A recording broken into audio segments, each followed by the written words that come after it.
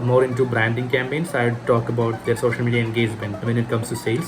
So listen really well. The similar kind of businesses that you have worked with.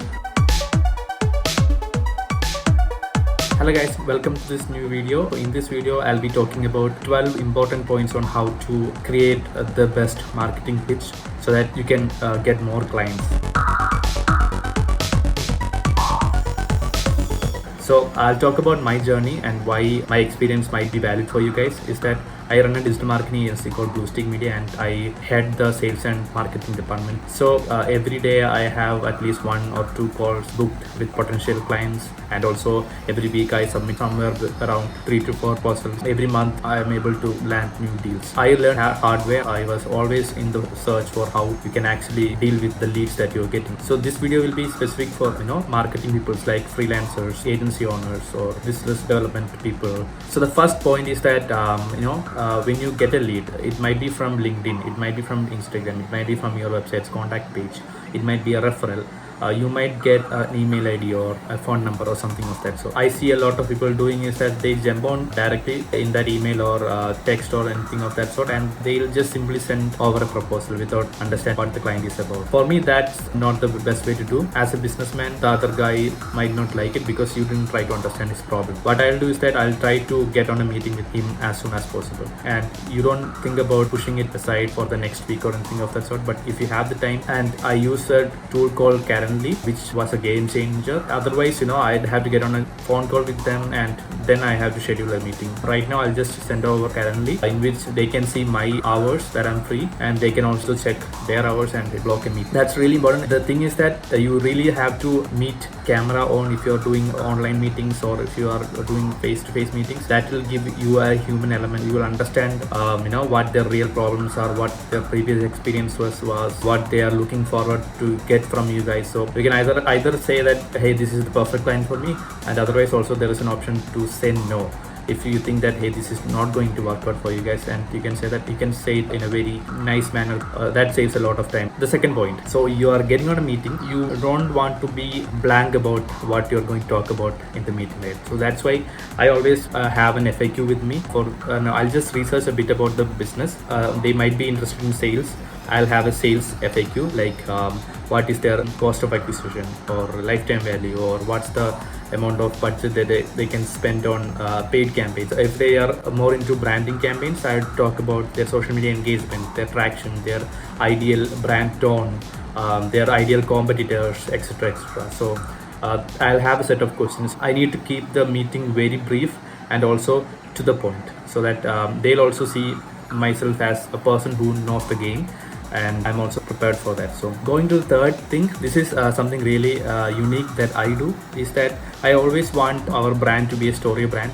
Or what I do is that, if they ask me about our agency or something of that sort, I've created a kind of like an infographic thing, which is like a timeline of what all things we did as an agency, when did start the entire thing, what are our achievements. I have a timeline with me, so most probably they'll be like, yeah, this is cool, they are really nice people, they have achieved all this stuff. So that's one thing I'm doing uniquely, is to tell the story about our brand. So that gives them a lot of confidence in us. Fourth thing about inside the meeting is that now it's time to change the context as much as possible. Don't talk about how good you are, like your agency or your freelancing works are. Stop it right there. If you are talking about your story, pause and let them speak. Listening is a really huge skill when it comes to sales. So listen really well, understand which industry they are in, what are their USPs, and then switch the table. Talk about things that are in their context. Talk about the similar kind of businesses that you have worked with. Talk about that, talk about them, talk about their pain points. Like, for example, if you're having a video call with a B2B guy, don't talk about massive campaigns, talk about leads. For B2B, it's like 1 or 2 lead conversions per month is a huge thing. Talk about that, talk about LinkedIn messaging, cold emailing, talk about getting right prospect, and it gives them a perspective that, hey, I am a person that can understand their business, and they'll be more confident in giving us the project. Yeah, the fifth thing, this is really cool. This might be a little bit tricky, but I've started applying this thing recently, that towards the end of the meeting, I'll just brief them about the kind of budget that they can look forward from our side. Like I'll give that hey, it will be around 70 to 80,000 per month retainer fee for us, and plus this much amount of paid campaigns, that around budget that you can think about. If that budget is way out of their hand, they'll be like, okay, I don't think that's viable for us, but it was a good chat. So you'll get a clear idea about whether they can afford it or not, whether they're looking forward to spend that much money on an agency or a freelancer. If they say no, it's really good because you can take them out of the pipeline. The sixth point is that ask them for some time. I ask for like 5 to 7 or 6 days so that I can sit on the proposal and create the best kind of offline and try to negotiate some time, so that you need to present one really good proposal. So you have about 5 to 6 days to make a proposal. What I do is that I try to schedule how I'm going to work around it, right? For example, I'll be like, I have 5 days, so I have to finish the proposal by 4 days. In these 4 days, I'll be blocking about 1 hour or 2 hours a day, so that I'll be just focusing on creating this proposal. So I don't want to make the proposal on one go, because that will be like my brain won't have the entire data. So I'll break it down into, after creating a proposal, when I go to sleep and wake the next day, I'll be having newer ideas, right? So I'll break it down into days and I'll pre-schedule when I'm going to actually sit on it. One of the things that I start with is that I look at the market cap of that business. For example, if it's an FMCG product, I'll look up what's the entire market cap that the industry has, and I look up how much are their goals to capture. There are a lot of research papers that will be available in Google. You just need to dig deeper. Whenever you are submitting their proposal, they'll see that, hey, this guy has done the research, this is really incredible. Maybe they'll learn something out of the proposal. Just Google down and search about their industries, learn about their market cap, their percentage of share that they can absolutely gain.